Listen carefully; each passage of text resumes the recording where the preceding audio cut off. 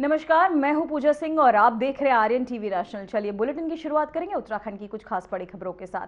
मुख्यमंत्री धामी का उत्तर प्रदेश दौरा, नवाबगंज गोंडा उत्तर प्रदेश जाएंगे सीएम। वहीं राष्ट्र कथा महोत्सव कार्यक्रम में भी हिस्सा लेंगे सीएम का। श्री राम मंदिर जाने का भी है कार्यक्रम। तो वहीं आपको बताते चले सीएम पुष्कर सिंह धामी का श्री राम मंदिर जाने का भी कार्यक्रम तय किया गया। इस दौरान उत्तर प्रदेश में कई महत्वपूर्ण योजनाओं को लेकर वार्तालाप भी हो सकती है। राष्ट्र कथा महोत्सव कार्यक्रम में हिस्सा लेंगे सीएम पुष्कर सिंह धामी। मुख्यमंत्री धामी का ये उत्तर प्रदेश का अहम दौरा, जहां नवाबगंज गोंडा उत्तर प्रदेश जाएंगे सीएम पुष्कर सिंह धामी। साथ ही सीएम का श्री राम मंदिर जाने का भी कार्यक्रम तय किया गया है, जिसे लेकर तमाम सुरक्षा व्यवस्था के इंतजाम किए गए हैं। चाक चौबंद लेकर अब और साथ ही आपको बताते चले इस दौरान कई महत्वपूर्ण विषयों पर चर्चाएं भी होने की संभावना जताई जा रही है। तो वहीं इस दौरान श्री राम मंदिर जाएंगे सीएम पुष्कर।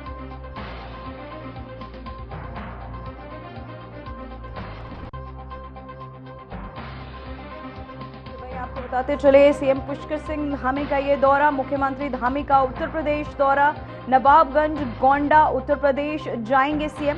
राष्ट्र कथा महोत्सव कार्यक्रम में भी हिस्सा लेते नजर आएंगे। सीएम का श्री राम मंदिर जाने का भी है कार्यक्रम। इस कार्यक्रम के दौरान पूजा अर्चना करते नजर आएंगे सीएम पुष्कर सिंह धामी। मुख्यमंत्री धामी का उत्तर प्रदेश दौरा, जहां नवाबगंज गोंडा उत्तर प्रदेश जाएंगे सीएम पुष्कर सिंह धामी, जिसे लेकर तमाम तैयारियां की जा चुकी है। सुरक्षा व्यवस्था के तमाम इंतजाम किए जा चुके हैं। राष्ट्र कथा महोत्सव कार्यक्रम में भी हिस्सा लेंगे सीएम पुष्कर सिंह धामी, जिसे लेकर आपको बताते चले सभी तैयारियां हो चुकी है। सीएम का श्री राम मंदिर जाने का भी कार्यक्रम तय बताया जा रहा है।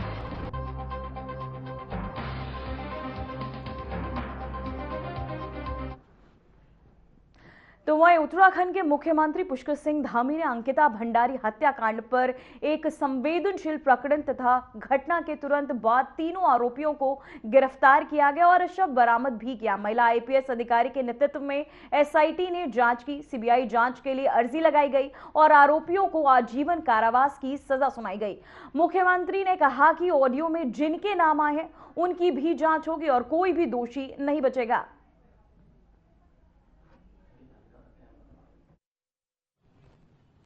प्रकरण है ये बहुत ही संवेदनशील है और हम सब लोगों के लिए, क्योंकि राज्य की दृष्टि से हम सब की बेटी बहन जो भी उस समय में घटना हुई वो बहुत ही हृदय विदारक घटना थी और हम सब लोग बहुत आहत हुए। क्योंकि मैं उस समय भी राज्य के मुख्य सेवक के रूप में था और मेरे को जैसे ही जानकारी मिली, क्योंकि मरुड़ आपने पूछा है तो मुझे बताना चाहिए, कई सारे मीडिया के मित्रों ने बीच में ये भी कहा कि मैं इसमें बात भी नहीं कर रहा हूँ। अच्छा हुआ आपने पूछ लिया, क्योंकि प्रेस कॉन्फ्रेंस कुछ और थी, लेकिन ये महत्वपूर्ण विषय है, ये सबके ध्यान में आना चाहिए। और तो मैंने जैसे ही मेरे को मालूम चला, सूचना आई कि इस प्रकार की घटना हुई है, हमने तत्काल पुलिस विभाग को, अन्य प्रशासन को तत्काल कहा कि जैसे भी होता है सब जो भी इसके आरोपी हैं या जिनके ऊपर आरोप हैं उनको तत्काल गिरफ्तार किया जाना चाहिए, कोई पकड़ से बाहर नहीं जाना चाहिए। और तत्काल उन सभी वो 3 के 3 जो आरोपी थे उस समय के, वो तीनों को गिरफ्तार किया गया और जिस स्थान पर उन्होंने बताया वहां से बॉडी को रिकवर किया गया। फिर जो कार्रवाई होती है, समस्त औपचारिकताएं जो कानूनी रूप से होती हैं वो पूरी की गई और पूरी करने के बाद तत्काल ही हमने महिला आईपीएस अधिकारी के चेयरमैनशिप में या कहिए उनके नेतृत्व में एक कमेटी का गठन किया, एसआईटी जांच का गठन किया और एसआईटी ने अपनी पूरी जांच करी, हर एक पहलू पर जांच करी। परिवार के लोगों से भी एसआईटी मिली, अन्य लोगों से भी मिली, जिन लोगों को भी इस केस के बारे में जो भी जानकारियां थी, और इसमें विज्ञापन भी निकाला गया, अखबार में भी दिया गया। और पी रेणुका देवी उस समय उस एसआईटी को हेड कर रही थी, जो अभी सीबीआई में ही कार्यरत हैं। यहाँ से उनका सीबीआई में ही जो है, इसके बाद डेपुटेशन से वो हमारे राज्य के अधिकारी हैं, यहाँ के कैडर भी हैं, लेकिन अब सीबीआई में काम कर रही हैं। और एसआईटी ने पूरी काम करने के बाद उसके बाद उसमें कई सारे पहलू आए बीच में बहुत सारे लोगों ने कहा कि भाई इसमें जानकारियां ये भी होनी चाहिए, कुछ और जुड़ना चाहिए। उन्होंने कहा जिसके पास में जो भी जानकारी है हमको दे दे या न्यायालय में दे दे, जहां भी देना दे। अंततः लोग सीबीआई की जांच के लिए उस समय में न्यायालय में भी अर्जी लगाई गई, सुप्रीम कोर्ट, हाई कोर्ट, सभी लोगों ने उसको सुना। सुप्रीम कोर्ट ने भी, हाई कोर्ट ने भी, और जो सेशन कोर्ट है वहां पर इस पर लगातार कार्रवाई चलती रही। और जो मजबूत पैरवी थी, उसी मजबूत पैरवी का परिणाम था कि उन्हीं तीनों आरोपियों को आजीवन कैद की सजा सुनाई गई। अब इधर एक प्रकरण ये आया है कि ऑडियो एक आया है, और ऑडियो में उन्होंने कई लोगों के नाम लिए हैं अलग अलग प्रकार से।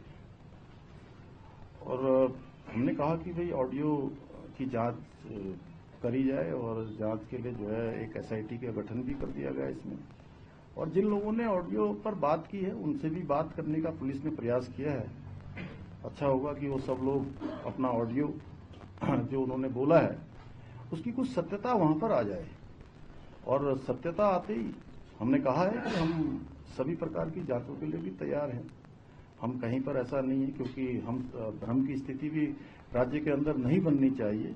और हमारा ऐसा ट्रैक रिकॉर्ड रहा है कि अगर कोई गलत काम करेगा, कहीं भी कोई दोषी होगा, तो किसी कीमत पर भी वो छूट नहीं पाएगा, चाहे कोई हो, किसी भी कीमत पर वो छूटने वाला नहीं है। लेकिन ऑडियो की सत्यता, ऑडियो में तो बहुत सारी बातें उन्होंने करी है। एक में वो ऑडियो में ये भी कहते हैं कि मैं पार्टी का अध्यक्ष बनने वाला हूं।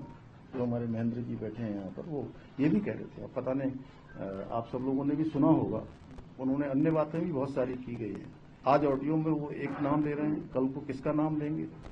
तो इसलिए सारी सत्यता, सारी जो जांच परख है, एफएसएल है, उसका करवाने के बाद हमने कहा है कि हम किसी भी कीमत पर अगर कोई दोषी होगा तो बिल्कुल छूटने वाला नहीं है। लेकिन हाँ, ये जरूर ऐसी बात है कि इसमें एक दो ऑडियो पर बात होती है।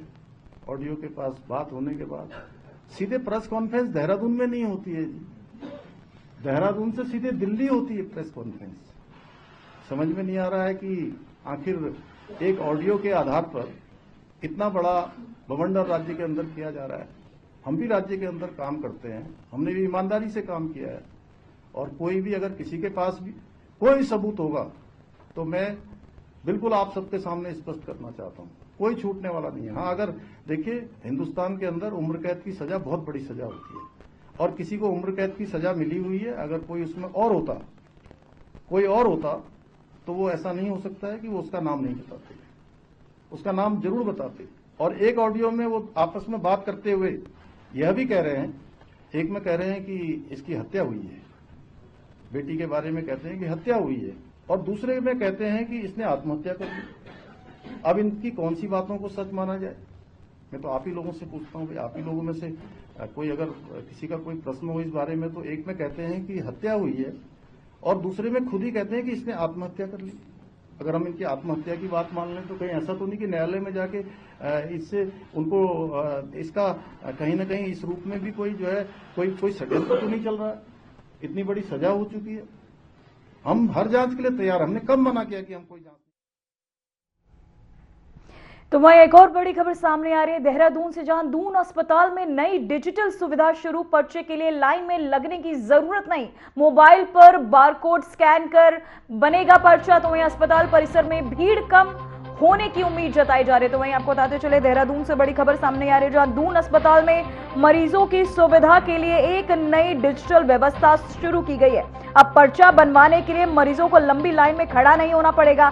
साथ ही अस्पताल में लगाए गए QR बारकोड को मोबाइल से स्कैन करते ही पर्चा ऑनलाइन जनरेट हो जाएगा। इस डिजिटल पहल के पंजीकरण प्रक्रिया में तेजी होगी और अस्पताल परिसर में भीड़ कम होने की उम्मीद है।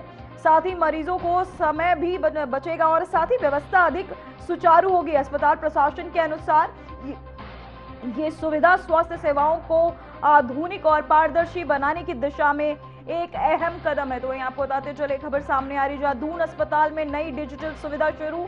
पर्चे के लिए लाइन में लगने की जरूरत नहीं, मोबाइल पर बारकोड स्कैन कर बनेगा पर्चा। अस्पताल परिसर में भीड़ कम होने की उम्मीद जताई जा रही है। तो वहीं आपको बताते चले, दून अस्पताल में मरीजों की सुविधा के लिए एक नई डिजिटल व्यवस्था शुरू की गई है। जब पर्चा बनवाने के लिए मरीजों को लंबी लाइन में अब खड़ा नहीं होना पड़ेगा। अस्पताल में लगाए गए QR बारकोड को मोबाइल से स्कैन करते ही पर्चा ऑनलाइन जनरेट हो जाएगा। इस डिजिटल पहल के पंजीकरण किया गया है और तेज हो जाएगा। और साथ ही आपको बता दें, अस्पताल परिसर में भीड़ कम होने की भी उम्मीद है। साथ ही मरीजों का समय बचेगा और व्यवस्था अधिक सुचारू होगी। अस्पताल प्रशासन ने के अनुसार ये सुविधा स्वास्थ्य सेवाओं को आधुनिक और पारदर्शी बनाने की दिशा में एक अहम कदम माना जा रहा है। तो यहाँ आपको बताते चले, दून अस्पताल में डिजिटल सुविधा शुरू होने पर ये खास जो पहल है सामने आई है। तो वहीं राज्यसभा सांसद नरेश बंसल ने अंकिता भंडारी हत्याकांड पर प्रतिक्रिया दी। उनका कहना है कि जिन राजनीतिक दलों को जनता के चुनाव में नकार दिया, वे अब इस घटना को लेकर अपनी राजनीतिक जमीन तलाशने में लगे। सांसद ने कहा कि अपराध और न्याय के मामले में राजनीति नहीं करनी चाहिए।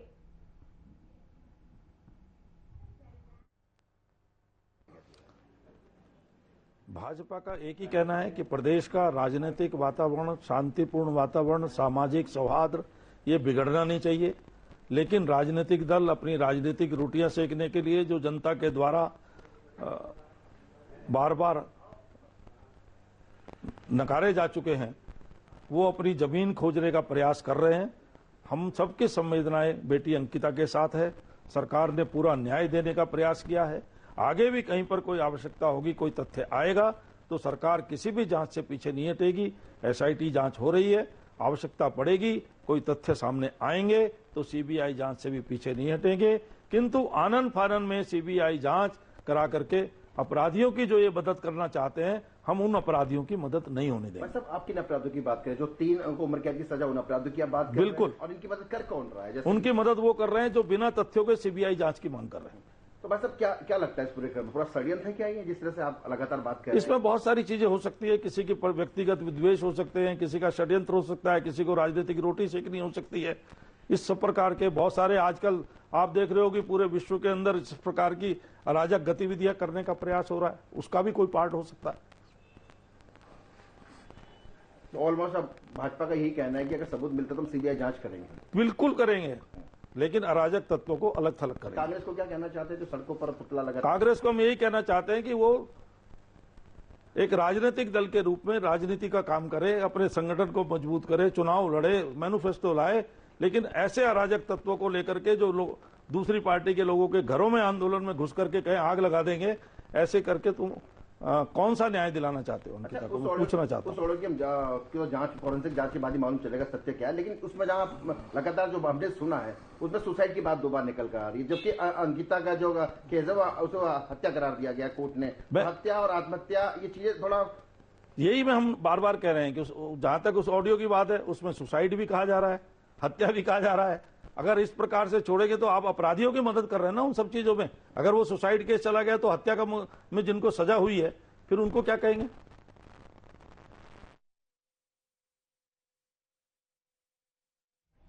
अब इंडियन रॉबिनहुड सुल्ताना डाकू की गाथा पर्यटकों के लिए नई आकर्षण का केंद्र बन जाएगी। हरिद्वार में स्थित ब्रिटिशकालीन जेल भवन में सुल्ताना के जीवन, उनके कारनामों और इतिहास से जुड़ी कहानियों को प्रदर्शित किया जाएगा। स्थानीय प्रशासन और पर्यटन विभाग ने इस पहल को ऐतिहासिक और सांस्कृतिक पर्यटन को बढ़ावा देने के उद्देश्य से शुरू किया है। जेल भवन में विशेष प्रदर्शनी और ऑडियो विजुअल प्रस्तुत के माध्यम से आपको बताते चले, सुल्ताना की बहादुरी और उनके समाज सेवा के दृष्टिकोण को भी उजागर किया जाएगा। पर्यटन विशेषज्ञों का कहना है कि परियोजना न केवल हरिद्वार के इतिहास को जीवंत करेगी, बल्कि देश विदेश से आने वाले पर्यटकों के लिए आकर्षण का नया केंद्र भी बनेगी।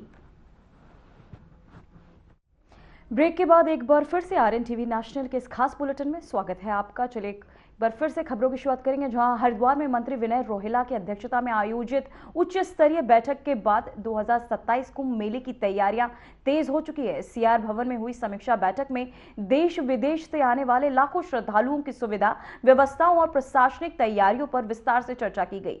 कुंभ आयोजन को लेकर शहर में प्रशासनिक गतिविधियां तेज हो चुकी हैं।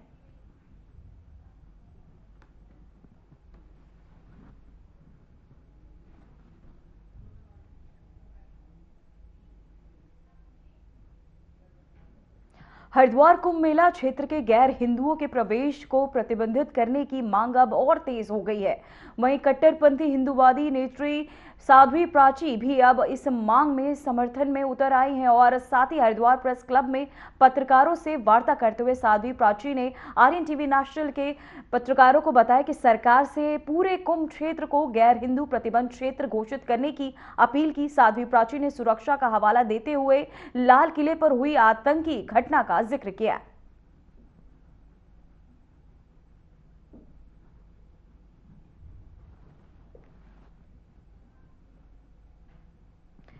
तो वहीं उत्तराखंड में 8000 से अधिक लोगों ने सूर्य घर योजना के तहत सोलर प्लांट लगवाए हैं, लेकिन केंद्र और राज्य सरकार की सब्सिडी अब तक जारी नहीं की गई। सब्सिडी न मिलने से उपभोक्ताओं में भारी नाराजगी देखी जा रही है। लोग UREDA और UPCL के कार्यालयों के लगातार चक्कर काटने को मजबूर हैं। कई महीनों से फाइलें अटकी होने का आरोप लगाया जा रहा है। तो वहीं उपभोक्ताओं का कहना है कि योजना का लाभ अधूरा है और आर्थिक बोझ बढ़ गया है। उन्होंने सरकार से जल्द सब्सिडी जारी करने की मांग की है।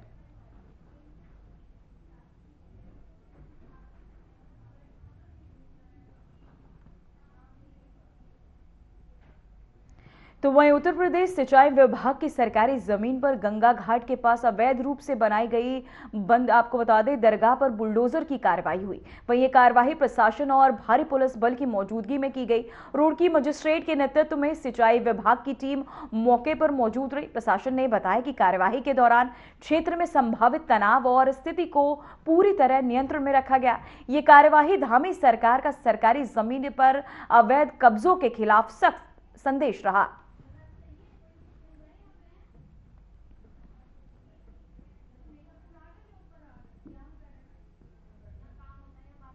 प्रदेश सरकार की पहल जन जन की सरकार जन जन के द्वार प्रशासन गांव की ओर के तहत सहसपुर ब्लॉक की न्याय पंचायत झांझरा में तहसीलदार विवेक राजौरी की अध्यक्षता में बहुउद्देश्य शिविर का आयोजन किया गया। शिविर में ग्रामीणों की 98 शिकायतें दर्ज की गई, जिनमें से 27 मौके पर ही जिनका निस्तारण किया गया।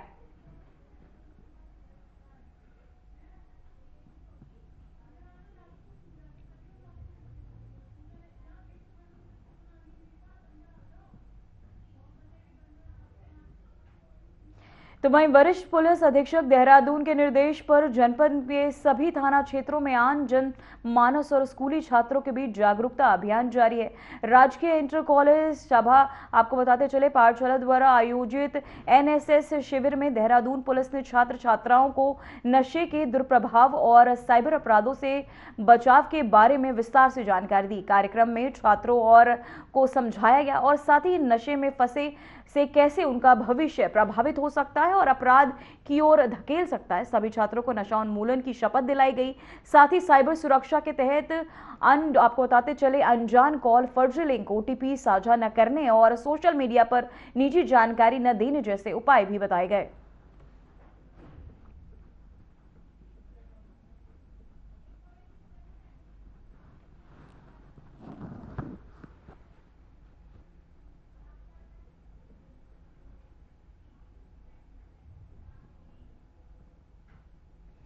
सर्दी का मौसम, सफेद चादर और ऊंचे पहाड़। सोचिए वो जगह जहां हर साल हजारों श्रद्धालु आते हैं और इस बार बर्फ ने वहां अपना ताजपोशी भी कर दिया। क्या आप बता सकते हैं ये जगह कौन सी है?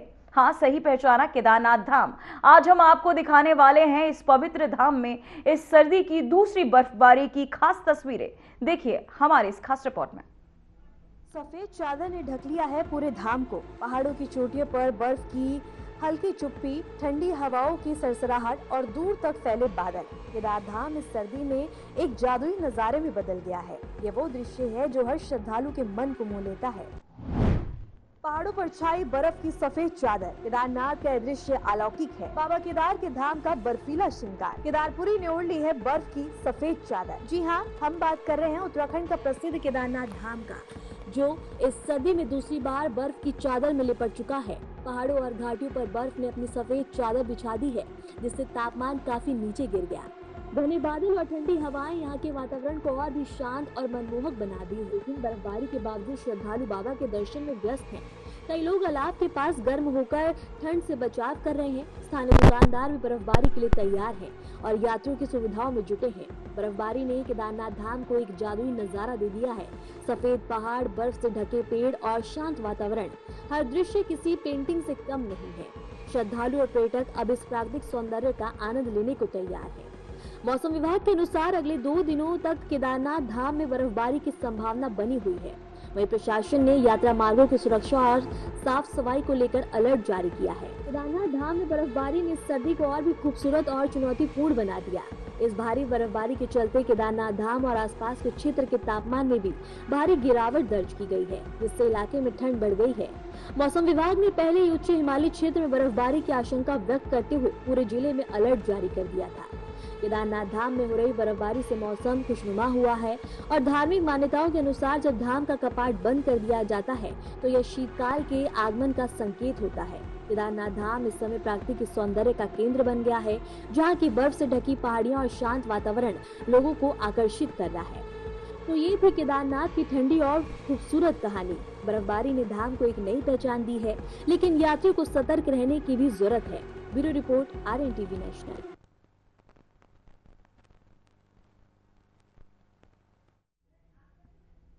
फिलहाल उत्तराखंड की खबरों में इतना ही। बने रहिए RNTV नेशनल के साथ। मुझे दीजिए इजाजत। नमस्कार।